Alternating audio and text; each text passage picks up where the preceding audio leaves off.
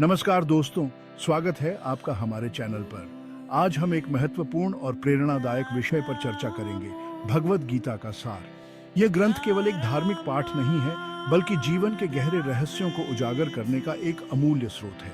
आइए इस यात्रा पर निकलते हैं और समझते हैं गीता के सार को एक गहराई से।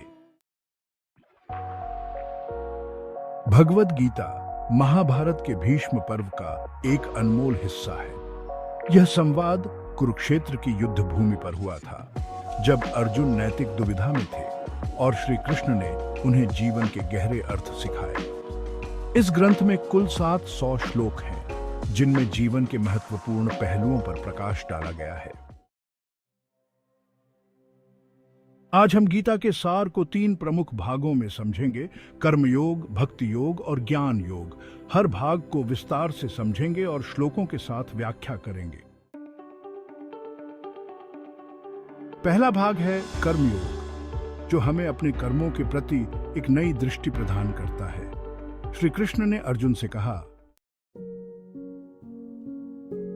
कर्मण्येवाधिकारस्ते मा फलेषु कदाचन मां कर्म फल हेतुर्भूर्मा ते संगोस्त्व कर्मणि। इस श्लोक का अर्थ है कि हमें केवल अपने कर्मों पर ध्यान देना चाहिए और परिणामों की चिंता छोड़ देनी चाहिए। उदाहरण के तौर पर, एक शिक्षक अपने छात्रों को पूरी ईमानदारी और मेहनत से पढ़ाता है, बिना यह सोचें कि उसे कितना सम्मान मिलेगा। इसी तरह कर्मयोग का सिद्धांत हमें हमारे कर्मों को बिना किसी फल की अपेक्षा किए निष्काम भाव से करने की प्रेरणा देता है। एक और महत्वपूर्ण श्लोक जो कर्मयोग की गहराई को स्पष्ट करता है, यस्त्विन्द्रियाणि मनसा नयम युक्तः आत्मन्येव वस्थित सर्वत्र समदर्शीर भूत्वा समत्वम योग उच्यते। गीता 2.48। यह श्लोक हमें बताता है कि योग की स्थिति तब प्राप्त होती है जब हम सभी स्थितियों में समान दृष्टिकोण रखते हैं और मन को नियंत्रण में रखते हैं। अर्थात कर्मयोग का पालन करते हुए हमें अपने कर्मों में समर्पण और एकाग्रता रखनी चाहिए और साथ ही मानसिक शांति बनाए रखनी चाहिए। भक्ति योग। अब बात करते हैं भक्ति योग की।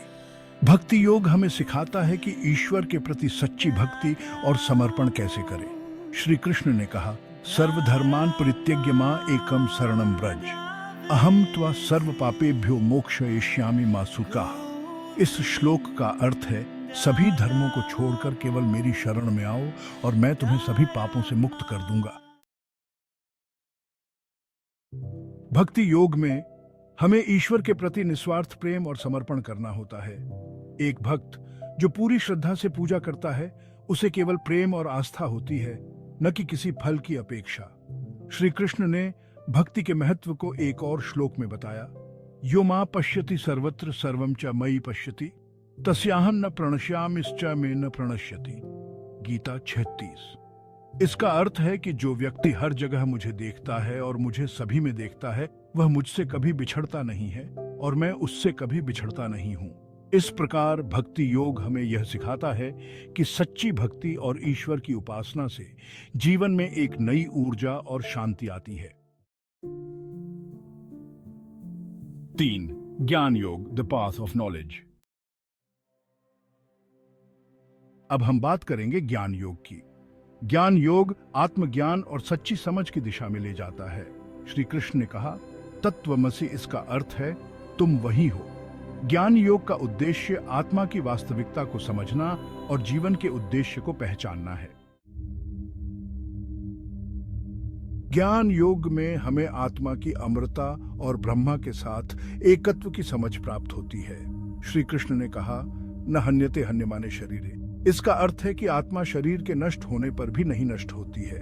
इस श्लोक से हमें यह समझ आता है कि हमारी आत्मा शाश्वत है और हमारे शारीरिक परिवर्तन उसके अस्तित्व को प्रभावित नहीं करते। ज्ञान योग हमें सिखाता है कि हमें अपनी आत्मा की सच्चाई को समझना चाहिए और जीवन के गहरे अर्थ को जानना चाहिए। तो दोस्तों, भगवद गीता के इन 3 प्रमुख पहलुओं कर्मयोग, भक्ति योग और ज्ञान योग ने हमें जीवन को एक नई दृष्टि से देखने और समझने में मदद की है।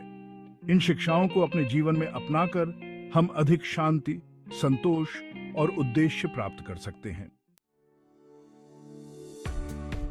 अगर आपको हमारे वीडियो से कुछ सीखने को मिला हो तो कृपया लाइक और सब्सक्राइब जरूर करें। अपने विचार और प्रश्न कमेंट में साझा करें और इस ज्ञान को अपने दोस्तों के साथ भी शेयर करें। धन्यवाद।